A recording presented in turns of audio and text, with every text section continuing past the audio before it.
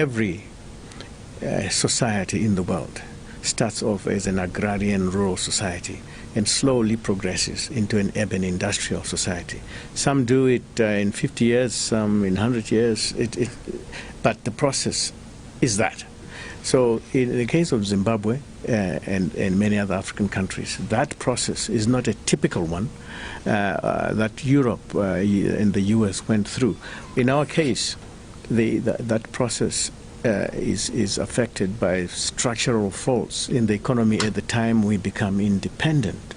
So in the case of Zimbabwe, the issue is how do we use agriculture to create a rural middle class which is much bigger. And so you're looking at inclusive growth. Sure. As many farmers as possible out of the about 1 million that we have. Maybe, in fact, we'd say about at least 50% of our smallholder farmers. You have to be directly linked to the manufacturing sector specifically, and then also, of course, the retail sectors, the supermarkets and wholesales and export.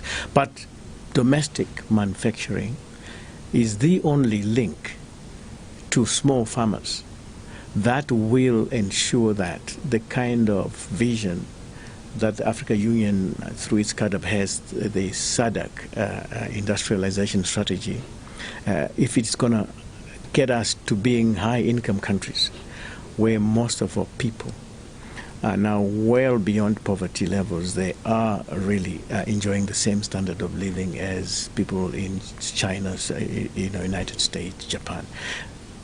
That those steps cannot be jumped. Only a very odd country in the world would jump those steps. And Zimbabwe cannot. Sure. We have to create that rural middle class of at least 500,000 smallholder farmers who are mass producing agricultural raw products, specifically supplying them to manufacturing, which is domestic manufacturing, not export. Right.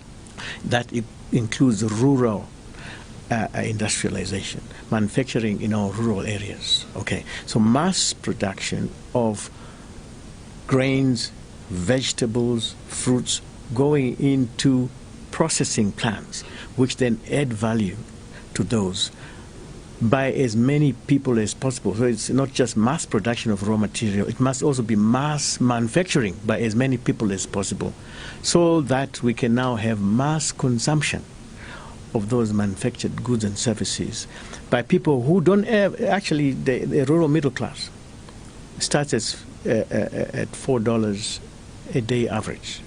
This is a global figure. Studies have been carried out all over the world, and it is round about there. Between $1, $2, $3, there is no major change in the consumption pattern of rural people. Once you hit $4, a change appears.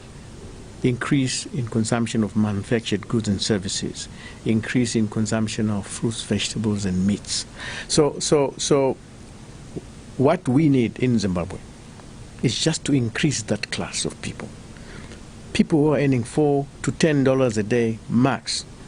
Because once they start earning a lot more money like you, it looks like you earn a lot of money. I wish I did. Then the people like you and me don't count. Sure. Because we can consume anything, imported products. The people who count in lifting a country from a low-income country to a middle-income country, or lower middle income to start with, are people who will consume locally manufactured products, especially rural manufactured products. Okay, so we should stop this nonsense of exporting mazepe and all this from towns to the rural areas. Those stuff should be manufactured, growth points and villages. This is how China has done it. This is how South Korea did it. This is how Vietnam is doing it right now. Wow. Okay. Yeah. Yeah. You see, if you go to Muhammad Musa's wholesale, you'll see T35 trucks, 3-ton, 5-ton trucks, carrying masses of meal, mazepe, and snack foods to the rural areas. It tells you your economy is backwards. Okay. That stuff should be coming from rural areas to urban areas. Right. Okay. Yeah. So that is where we need to go, because once people start increasing their agricultural productivity, they get more food in their stomachs. Okay. They have a bit more money in their pockets. Those are the two most important aspects of changing people's mindset. Any human being, if you don't have food in your stomach and no money in your pocket, you are just thinking survival, nothing else. Any human being, even people who have you don't even need a high educational standard, you know that. If you have food in your stomach, you don't have to worry about when my next meal is coming from, and you've got a few more dollars in your pocket. That frees your mind. That now allows a proper relationship between rural and urban areas. People move not because they are poor, because urbanization in Africa today is because of poverty.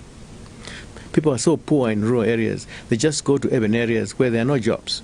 We have increasing growth of cities, but no jobs in the cities. People are just moving there because,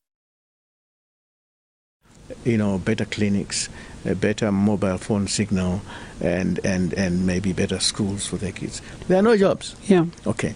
That did not happen in Europe, US, Australia, Japan.